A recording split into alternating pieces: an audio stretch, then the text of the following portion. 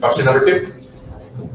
An independent consultant hired by the district recently noted that some board members believe the role of the school board is oversight with guideposts, some members want to be involved in operations, and some feel it should be both. What do you believe the role of the school board is and why? Yeah. After 3 years of training by 3 or 4 different sets of consultants, Jess, was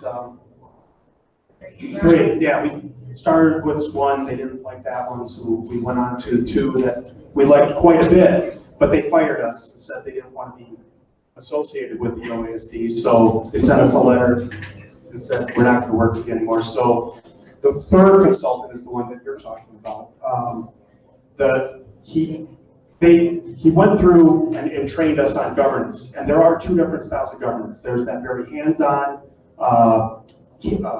they call it a delegate, and then there's the trustee, which is more of the hands-off management style. And I truly believe that high-achieving, high-level districts employ a bunch of trustee-style board members that know how to hire a good superintendent, empower that superintendent to be a team builder, a culture builder, and then the school board should be focused on the policy, driving policy that captures the community's fiscal wants and needs, how much you want to spend on the schools, and making sure they drive between that, and then also the social mores of that community, and making sure that the curriculum and the work that's done within those schools falls into the expectations and vision of that community. So that would be my answer to that question, is definitely a trustee board member.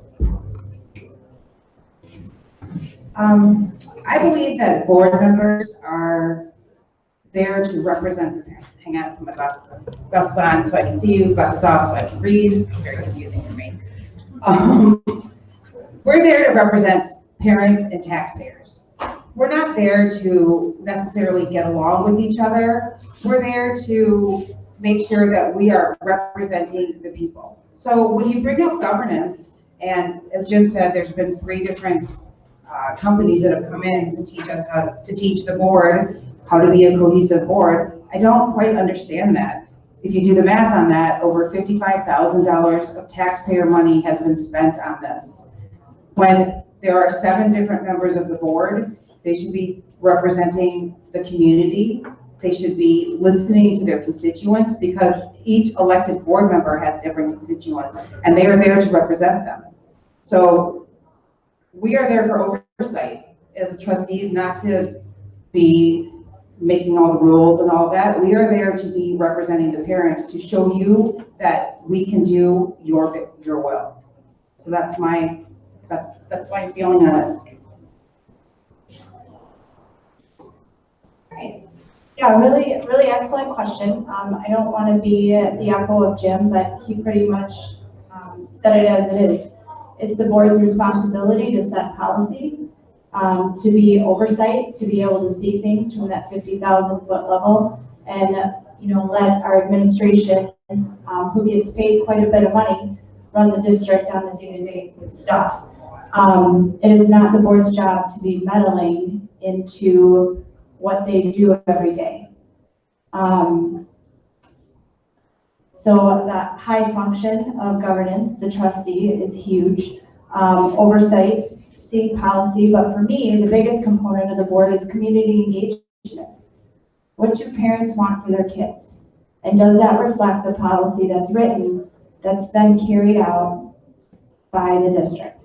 So it's very cut and dry when you look at it, but there's a lot of nuances to it as well.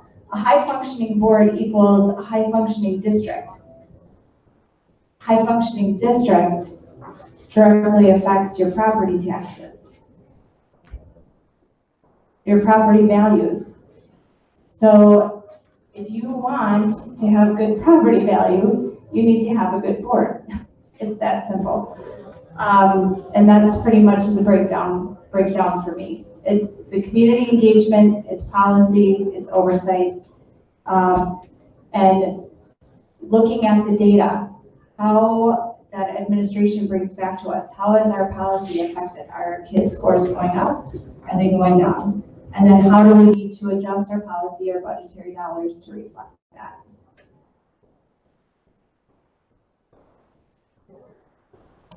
So it's not really nice to be the first one to go, and I guess it's not nice to be the last. I think what the board's responsibility is, I think it's twofold. I think one, as an elected official, your responsibility is to your constituents, to make sure that you're allowing them to be heard, make sure you're representing them at the board and not your personal interests at the board. I also think that the purpose of the board is to, in some way, set the example for how the district operates. It's not to operate the district. So you have to realize as a board member that you're a part of something larger than yourself. And you're not doing this job because yesterday in the school when my daughter got called to the office, right in the middle of one of my questions. So having the ambulance go by is just par for the course. But I think the idea is to realize that We'll give you an extra 10 seconds. I think the idea is to realize that you're a part of something bigger, you're representing your constituents. You know, we're spending other people's money, and we've got to make sure that we understand the tremendous responsibility that comes with that. But as part of that, we have to understand that the school is an integral part of our community. You know, and Oconomowoc is a great community, and having a good school, thank you. Having a good school is part of that. And so I think as a board member, it's being the trustee and not the delegate, being the leader and not the boss, and trying to make sure that you can facilitate your constituents' needs with the administration and the district's needs.